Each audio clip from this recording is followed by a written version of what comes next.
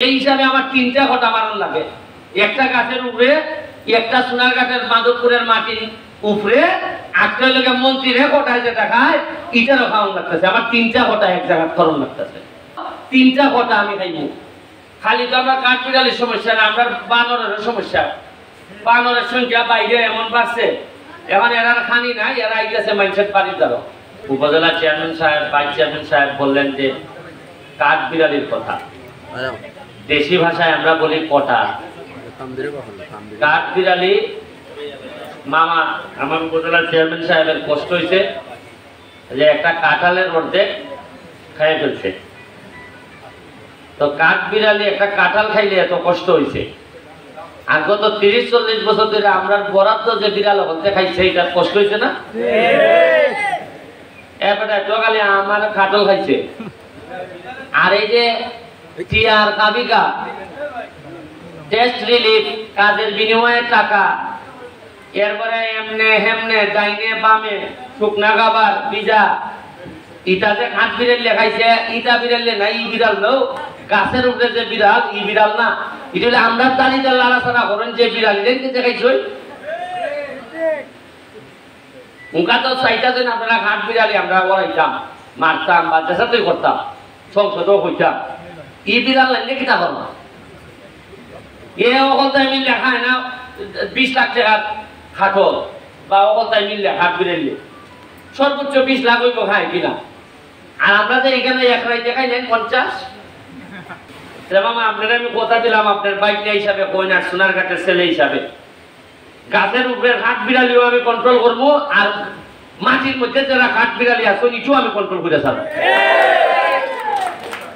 আর control করার লাগে তো এমপি বানাইছিল আমাদের, আপনারা নাইলে তো আমার বানাইবার কথা না। আপনারা বুঝছেন যে বেটা ছাড়তো না অত, তারপরে আমি বুঝি না হাট বিড়ালি কোন দিয়ে ঘুরায়। মামার তো চৌকা বসে ওকা পুকুরও নেই না, আমি তো দেখা বই ওইটা আর ভাই হাট বিড়ালি কোনানো ঘুরায়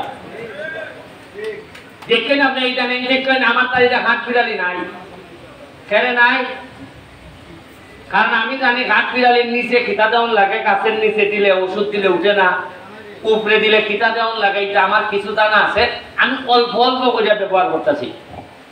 আর বেশি দিন না, বছর 2-1 দেখবা আপনি তুকাই আনতেই বা হাট বিড়ালি নিচের লাইন উঁচার লাইন যে লাইন, এই লাইনদের সাথে যেহেতু আইনে নাই তারারে মারা। এটা আমি বন কর্মকর্তা যারা আছেন, কৃষি কর্মকর্তা যারা আছেন তাদের সাথে বসে, খালি তো আমরা কাঠবিড়ালির সমস্যা না, আমরা বানরের সমস্যা। বানরের সংখ্যা বাইরে এমন বাড়ছে, এখন এরা খানি নাই, এরা আইতেছে মানুষের বাড়ির দ্বারা। বানর তো নর্মালি আমরা পছন্দ করি, এখন সংখ্যা এমন বাড়ছে বানরও নিয়ন্ত্রণ করার লাগতেছে। মানে আমরা তো খালি বাগানের বানর বাড়ছে যে তারও এলাকার বান্দর তো বেরিয়েছি। এটা এই বান্দর না, কিন্তু এই বান্দর না, আমি কোন বান্দর বুঝাইতেছি। এই দুটোই ফাইট করার লাগতেছে আমরা, এবং আমি যতদিন আছি আমি ফাইট করে দেব। খাটল খাইলে কষ্ট হয়, আর আমার বরাদ্দ খাইলেও আমার কষ্ট হয়। খাটল আমি খাওয়াইবো, তবে অল্প আমি খাওয়াইবো, তুমি আমারটা তুমি জোর বুঝা খাইতে আর তাই না। যাই হোক, আজকের এই বৃক্ষরোপণ অভিযান এবং বৃক্ষ মেলা, আপনারা জানেন কিনা যে মাননীয় প্রধানমন্ত্রী জননেত্রী শেখ হাসিনা ক্ষমতায় আসার পর প্রথম যে সবচেয়ে ভদ্রলোক, সবচেয়ে যোগ্যতা সম্পন্ন যে লোকটারে উনি নেতৃত্ব দিয়েছেন এই পরিবেশের, উনি হচ্ছেন যে পরিবেশ, মাননীয় পরিবেশ মন্ত্রী সাবের হোসেন চৌধুরীকে।